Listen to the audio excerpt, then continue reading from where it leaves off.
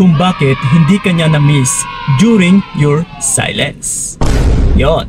By the way, shoutout nga po pala muna sa mga OFWs natin. Yes, mga nagagandahang binibini, mga nagagandahang dilag. Yes, sa mga comment section dyan ha. Maraming salamat po sa inyo. And then syempre yung mga nandito na rin si Pilipinas. Okay, so ito ngayon yung topic natin. Bakit nga ba hindi ka niya na-miss during your silence?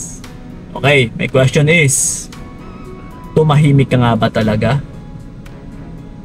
Kasi kung minsan, yung iba is nagsasabi nga na, Kuya Kiko, ginagawa ko naman yung radio silence, ginagawa ko naman yung no contact rule, pero bakit parang humaba-haba na yung panahon, but still hindi naman ako na-miss ng partner ko or ng taong gusto kong ipapamiss sa akin. So ganun pa man mga utol, kailangan natin pa rin syempre na himay-himayin kung totoo nga ba na tumatahimik ka or tumahimik ka. Kasi kung minsan unaware din tayo, lalong-lalo na kayo dyan, na kung napapansin ninyo hindi tumatalab yung mga no contact rule ninyo kasi baka may namimiss kayo. Ibig sabihin ay baka may nakaligtaan kayo na yung hindi ninyo alam ay meron palang nagmamasid sa inyo.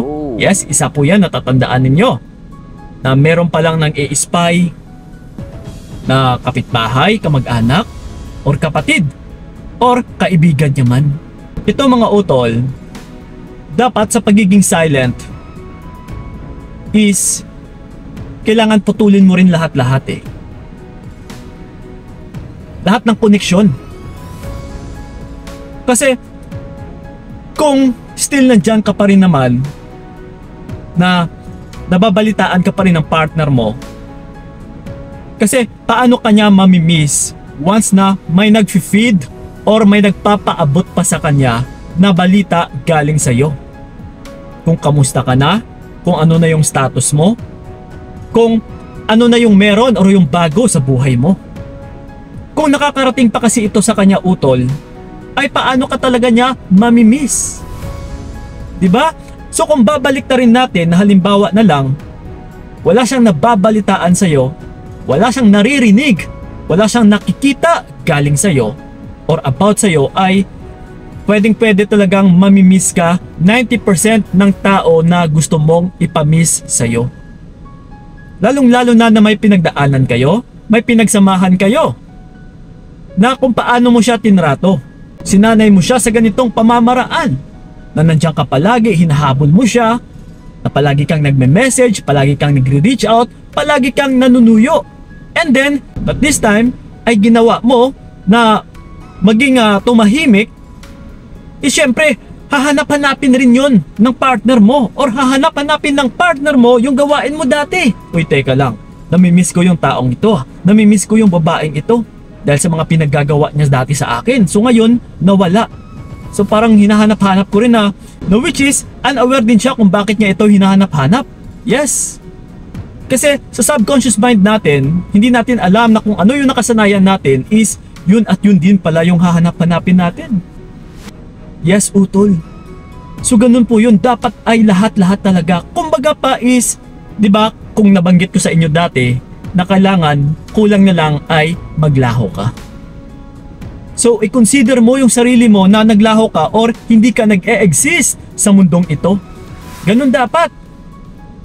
Yung tipong parang hindi ka nabuhay sa mundong ito, na parang wala ka dito sa mundo. Pero yung hindi nila alam na at the same time ay ini-improve mo pala ang iyong sarili. Na sa oras ng pagpanumbalik mo ay yung pinaka-best version na ng sarili mo. Yes, utol. Na dito kanya mas lalong mamimiss na, uy, yung taong na-miss ko is ito na ngayon. Grabe. Nung huli ko siya nakita, parang napaka hindi interesting Pero ngayon is, grabe, napaka-attractive. Napakagaling pumorma, gumanda yung hugis ng kanyang katawan. And then ngayon parang napaka high value na tao. Yes. So ganun ka dapat. So tatalab at saka tatalab talaga yung silence mo once na nawala yung presensya mo talaga utol ng buong buo sa taong yun. So yun po ang pinaka-goal natin. Yung tipong wala siyang mababalitaan about sa'yo.